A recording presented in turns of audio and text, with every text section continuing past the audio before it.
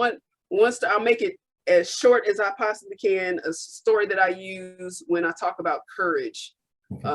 So I was on board USS Iwo Jima. It was my second ship. And I was accused of sexual harassment by one of my sailors shortly after I got promoted to first class petty officer. And for whatever reason, this young lady decided to tell the captain of the whole ship in the middle of a training session for E5 and below for my division that ET1 Barber, touched me inappropriately or some such madness as that. So it was a whole thing. Like, I got fired from that division. I got put into another division. And at the time I was serving as one of the assistant command fitness leaders. So, on a ship of that size, you got like 1,200 people, and the CO was a real big fitness buff. He wanted to do command PTs all the time. So now you're doing all these group PT sessions. I was one of his lead facilitators for these PT sessions. So, even after that, and then the rumors went. So this was 2007. So now I'm, I still have to do my job as a first class petty officer. I still have to do my job as a fitness leader in front of all these people. And as I'm walking through the ship, they're whispering, "That's the girl that be touching them. That's the one that be touching them girls in the berthing."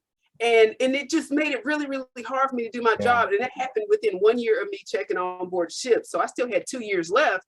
And so now we're going on deployment. So now we're on this deployment, and we're doing PT sessions on the flight deck when there's no flight ops or anything like that. And it's very intimidating. So now I got to do these PT sessions. I got to go down into the berthing, and for an amphibious ship of that size, there were only 2 berthings for the women, the E6 and below women, and I was in the big berthing.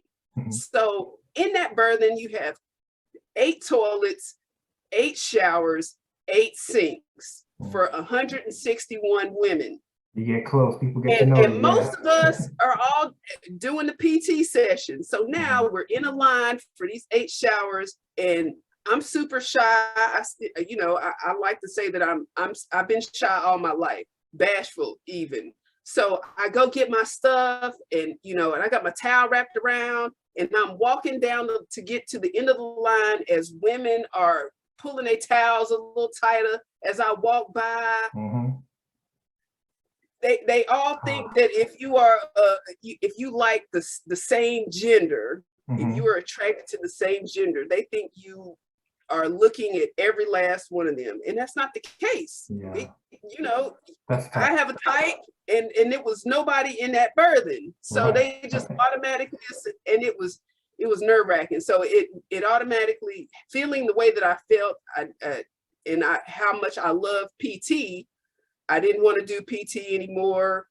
I wanted to always take somebody's watch when it was time to lead the PT sessions. I always wanted to be on watch because I never wanted to have that experience, that feeling.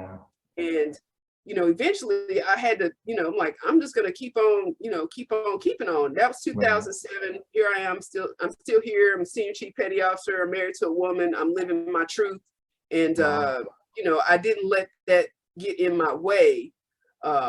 And I'm sure that young lady is still doing what she's doing. I think she's an officer now, but it's just one of those things where it's like some people respond to rejection differently. I was professional with this young lady, but my thing was, if you're going to tell the CO a story, make sure you tell them the whole story. Now, I'm not going to share you what the real story is, on the podcast, but if you're going to tell him that I touched you, make sure you let him know that you grabbed my hand and you put my hand on you.